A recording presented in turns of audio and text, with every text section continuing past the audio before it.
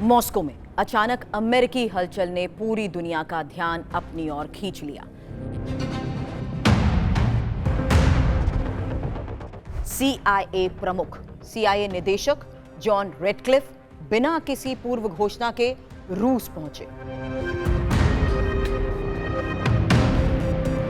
अमेरिकी सैन्य परिवहन विमान मॉस्को में क्यों उतरा? अमेरिकी राजनयिक गाड़ियों की आवाजाही और सुरक्षा गतिविधियां किस बड़े मिशन की ओर इशारा कर रही हैं? मॉस्को में अचानक अमेरिकी हलचल ने पूरी दुनिया का ध्यान अपनी ओर खींच लिया।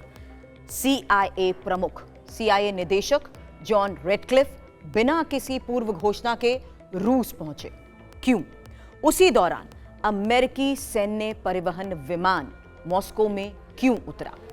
अमेरिकी राजनयिक गाड़ियों की आवाजाही और सुरक्षा गतिविधियां किस बड़े मिशन की ओर इशारा कर रही हैं? और सबसे बड़ा सवाल, क्या राष्ट्रपति डोनाल्ड ट्रंप रूस जाकर व्लादिमीर पुतिन से मुलाकात करने वाले हैं? नमस्कार, आपके साथ मैं हूं सुरभि शर्मा और आप देख रहे हैं TV9 डिजिटल। क्योंकि CIA प्रमुख, अमेरिकी सैन्य विमान, सुरक्षा गतिविधियां, यूक्रेन पर हमले रोकने की मांग, क्या मॉस्को में कुछ बड़ा होने की संभावना है? क्योंकि रिपोर्ट्स के मुताबिक अमेरिका ने यूक्रेन से कुछ समय के लिए मॉस्को पर हमले रोकने को भी कह दिया। क्या यह सिर्फ अमेरिकी अधिकारियों की सुरक्षा के लिए था या ट्रंप की संभावित यात्रा का रास्ता साफ किया जा रहा है? और अगर अमेरिका और रूस के बीच कोई सीक्रेट बातचीत चल रही है तो क्या यूक्रेन को इसकी पूरी जानकारी है? नेटो के सहयोगियों को इस घटनाक्रम से क्या संदेश मिल रहा है?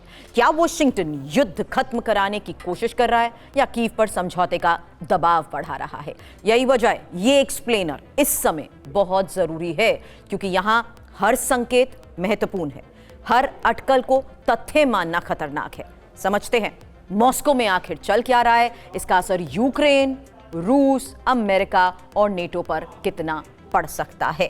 आइए सबसे पहले आज की सबसे बड़ी खबर, क्योंकि मॉस्को में अचानक अमेरिकी हलचल बढ़ चुकी है। अमेरिकी खुफिया एजेंसी CIA के निदेशक जॉन रेडक्लिफ अचानक रूस की राजधानी मॉस्को पहुंचे हैं। अब कुछ फैक्ट्स के साथ आपके सामने एक एक इंफॉर्मेशन रख रही हूं, क्योंकि यहां सबसे पहला फैक्ट है और वो है CIA निदेशक का रूस दौरा। कहां पर है वो? मॉस्को में। CIA निदेशक मॉस्को में है। फैक्ट ये है कि जॉन रेडक्लिफ रूस पहुंच चुके हैं। टाइमिंग बहुत इंपॉर्टेंट है। और संभावना क्या है? सीक्रेट बातचीत। अब सीक्रेट बातचीत की संभावना या back channel dialogue, back channel बातचीत को लेकर भी संभावना है। अब ऐसे में सवाल यही है, किस मुद्दे पर बातचीत कर रहे हैं? ये एक सबसे बड़ा सवाल है। अब अमेरिकी सैन्य परिवहन विमान भी मॉस्को में है। मॉस्को के तुनुकोवा एयरपोर्ट पर उतरता दिखाई दिया। मॉस्को में अमेरिकी राजनयिक गाड़ियों की आवाजाही नजर आई। रिपोर्ट्स दावा यह भी कर रही हैं कि यूक्रेन से कहा गया है कि कुछ समय के लिए मॉस्को पर हमलों को रोक दे।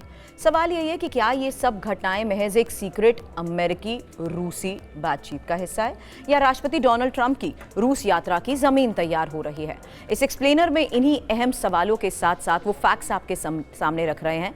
किन संकेतों से ट्रंप की यात्रा की संभावना बनती है? यूक्रेन और नेटो को इससे क्या संदेश जा रहा है? और क्या मॉस्को में कुछ बड़ा समझौता तैयार हो गया है? इसलिए सबसे पहले ये बता रही हूं आपको कि हुआ क्या।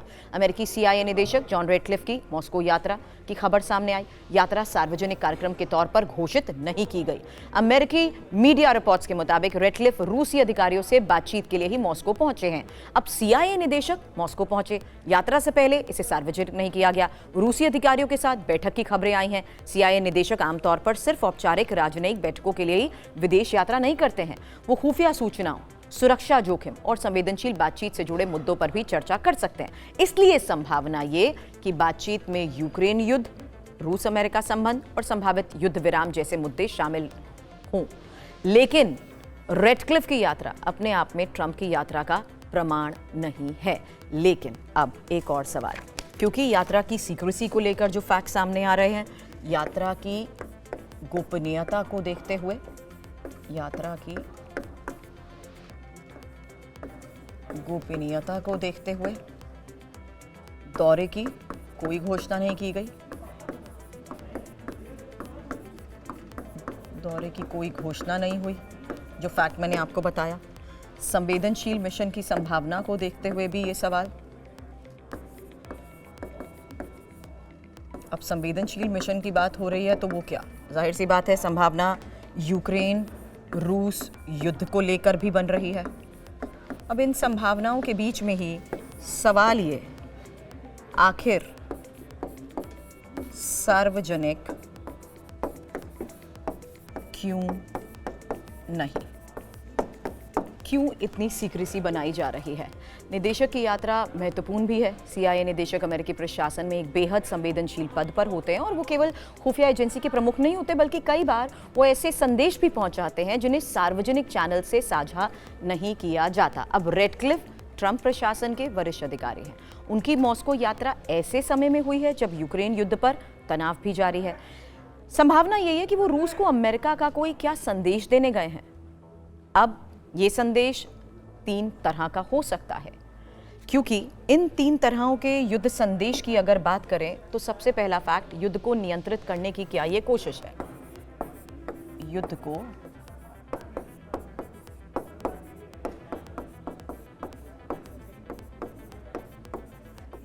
नियंत्रित करने की कोशिश,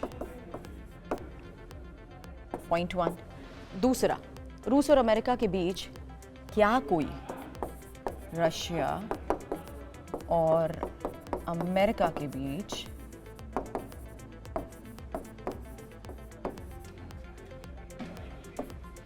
क्या कोई वार्ता का रास्ता निकाला जा रहा है? ठीक है। तीसरी संभावित, आगे, क्या किसी राष्ट्रपति, ये संभावित है, ठीक है, संभावित राष्ट्रपति स्तर की बैठक की तैयारी। ये फैक्ट्स इसलिए जरूरी हैं क्योंकि ये संभव है कि रेडक्लिफ रूस से जुड़े खुफिया आकलन और सुरक्षा जोखिमों पर चर्चा भी करने गए हों। इसलिए इस यात्रा को एक सामान्य राजनयिक दौरे की तरह नहीं देखा जा रहा है। लेकिन अब एक और फैक्ट आपके सामने रखती हूँ। तीसरा इंपॉर्टेंट फैक्ट वो ये है कि अमेरिकी सैन्य विमान को लेकर भी जो खबरें रिपोर्ट की जा रही हैं, उसके मुताबिक C-17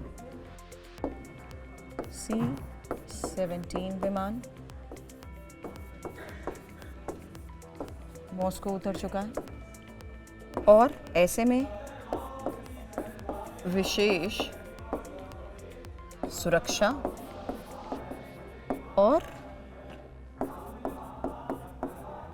लॉजिस्टिक तैयारी को लेकर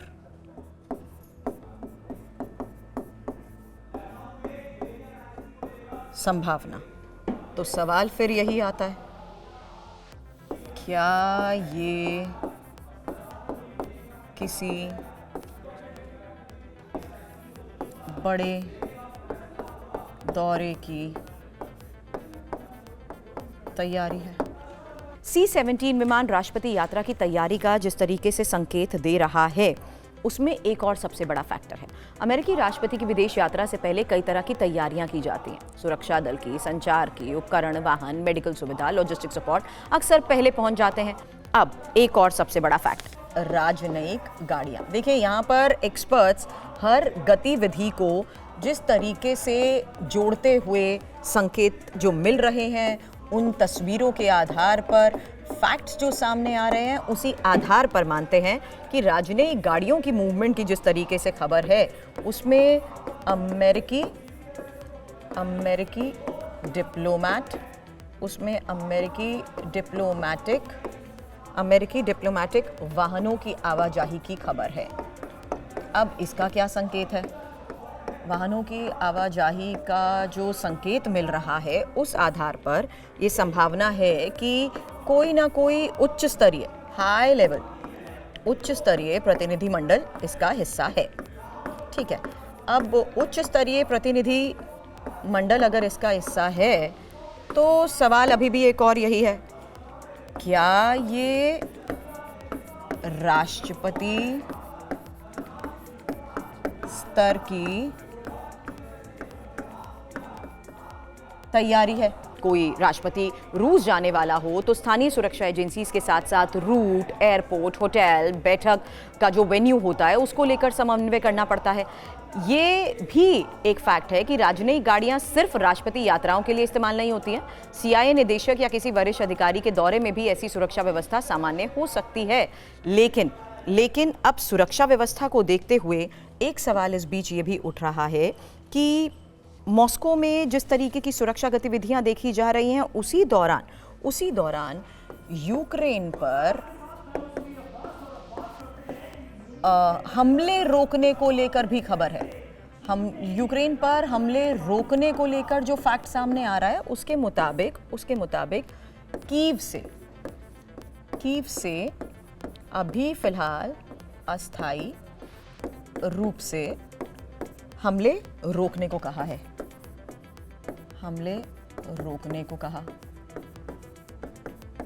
ठीक है, एक और फैक्ट इसमें यह है, अमेरिकी अधिकारियों की सुरक्षा को देखते हुए क्या ऐसा कहा गया है? जाहिर सी बात है, अमेरिकी अधिकारियों की सुरक्षा को देखते हुए हमले रोकने की खबर को समझना जरूरी है।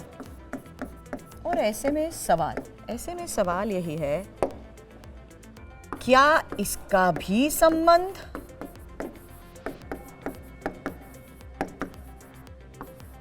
ट्रंप की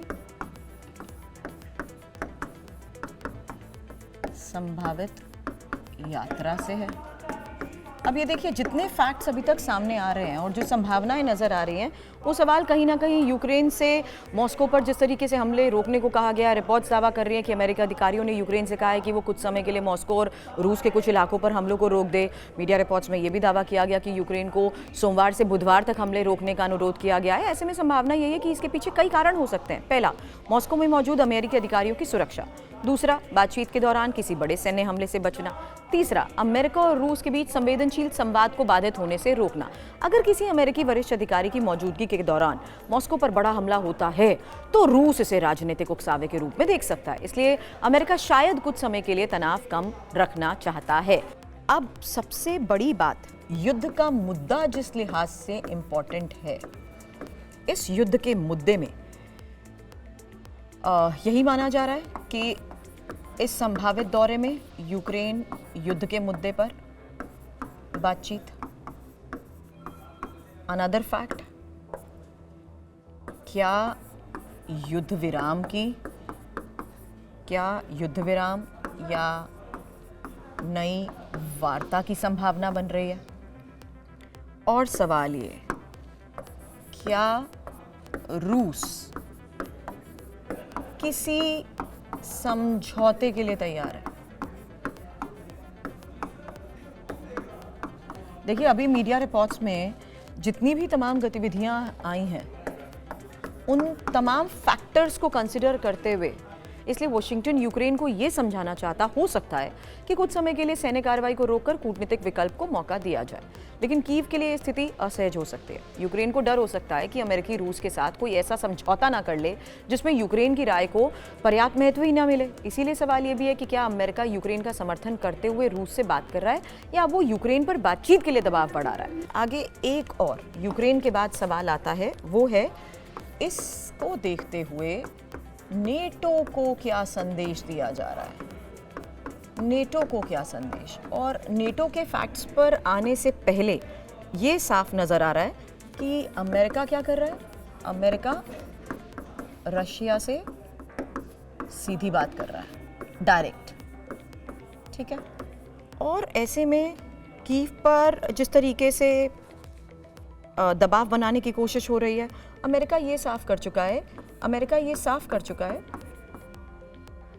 चुका है कि बातचीत के रास्ते खुले हैं, बातचीत के रास्ते खुले हैं। ये सीधे तौर पर संदेश दे चुका है नेटो को। इनफैक्ट एक और संभावना जिस पर हम हर बार एक्सपर्ट से सवाल करते हैं, गठबंधन में मतभेद की संभावना। अब ऐसा मैं क्यों कह रही हूँ वो कुछ और फैक्ट्स के साथ आपको दिखाती हूँ। उससे पहले एक सवाल ये, क्या यूरोप अमेरिका की रणनीति पर भरोसा करेगा? अमेरिका के एक वरिष्ठ अधिकारी रूस में हैं। संवेदनशील बातचीत की खबरें सामने आ रही हैं। अमेरिका नेटो देशों को ये संदेश दे रहा हो सकता है कि रूस के साथ बातचीत का रास्ता बंद नहीं हुआ है, रास्ता खुला है। वॉशिंगटन शायद ये मानता है कि युद्ध को केवल हथियारों और सैन्य दबाव से खत्म नहीं किया जा सकता, लेकिन यूरोपीय सहयोगियों के बीच चिंता भी पैदा हो सकती है। इसीलिए मैंने यहाँ पर लिखा गठबंधन में मतभेद की संभावना। उन्हें डर हो सकता है कि अमेरिका और रूस आपस में कोई समझौता कर लें और यूरोपीय देशों को सिर्फ उसके परिणाम स्वीकार करने पड़े। अब नेटो के लिए सवाल होगा, क्या ये गठबंधन की साझा रणनीति है या अमेरिका अपनी अलग कूटनीतिक लाइन पर चल रहा है? अब रूस को भी इससे क्या संदेश मिल रहा है? रूस लंबे समय से ये चाहता रहा है कि यूक्रेन युद्ध और यूरोपीय सुरक्षा पर उसके साथ सीधे बातचीत हो। रूस इस बातचीत से कई मुद्दे उठा सकता है। उसमें इंपॉर्टेंट है यूक्रेन में युद्ध विराम, ठीक है, और साथ ही दूसरा सबसे इंपॉर्टेंट पॉइंट, नेटो का विस्तार। इसके अलावा रूस पर लगे प्रतिबंध, रशिया पर लगे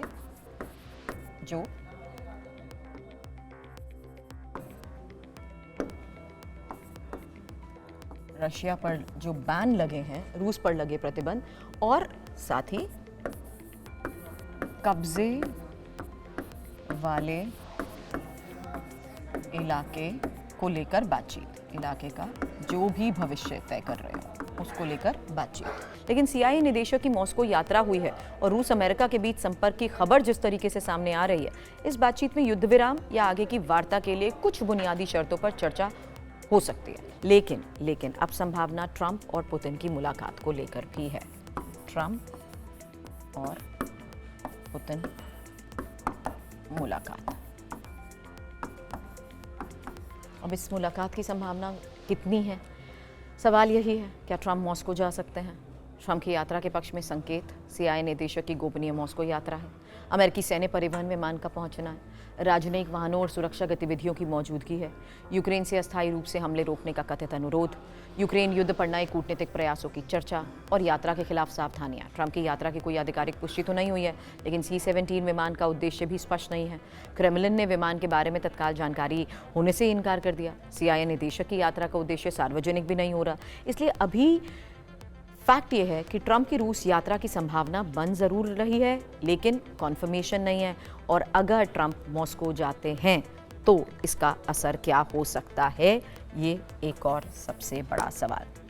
अगर ये मुलाकात हुई तो उसका असर क्या होगा? टाइमिंग इंपॉर्टेंट है।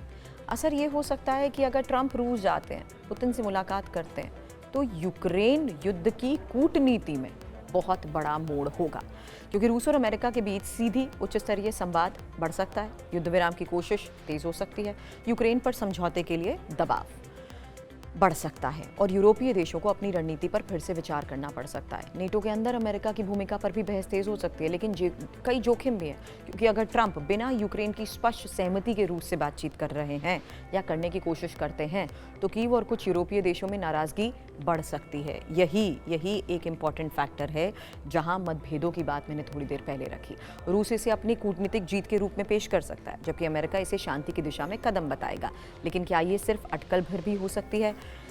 हाँ, पूरी तरह संभव है। किसी बड़े अधिकारी की सीक्रेट यात्रा का मतलब हमेशा राष्ट्रपति यात्रा भी नहीं होता है। इसलिए आने वाले 24 से या 48 से 72 घंटों में क्या इस यात्रा को लेकर कोई ऐलान हो सकता है? अभी तक सबसे बड़ी बात यही है, ट्रंप की रूस यात्रा आधिकारिक पुष्टि नहीं हुई है और ट्रंप की रशिया यात्रा को देखते हुए यही सबसे बड़ा फैक्ट है। मॉस्को में ट्रंप यात्रा के संकेत ज़रूर दिखाई दे रहे हैं, लेकिन सिर्फ संभावना है। मॉस्को में CIA प्रमुख की मौजूदगी किसी सीक्रेट समझौते की शुरुआत भी मानी जा सकती है। ट्रंप और पुतिन आमने सामने क्या आने वाले दिनों में बैठने वाले हैं, कुछ घंटों में ये साफ हो सकता है। और अगर ऐसा होता है तो फिर